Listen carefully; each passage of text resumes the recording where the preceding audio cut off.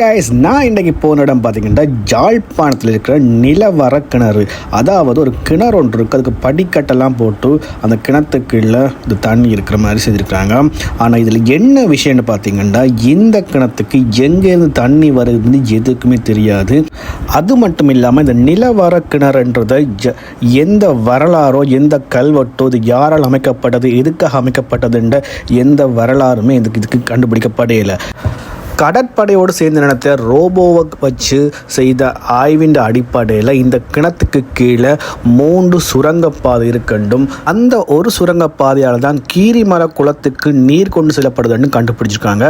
அது மட்டும் இல்லாமல் இந்த கிணத்துக்கு அடியில் அந்த சுரங்கப்பாதைக்குள்ள 3 வண்டிகள் இருக்காம். அது ஏன் பயன்படுத்தப்பட்டுச்சு, அதாவது அந்த காலத்தில் சுரங்கப்பாதைக்கு போகிறதுக்கு பயன்படுத்தினாங்களா இல்லை அதுக்கப்புறம் இங்கே விழுந்துச்சு அந்த வண்டிகள் என்று எந்த ஆராய்ச்சிகளும் இல்லை.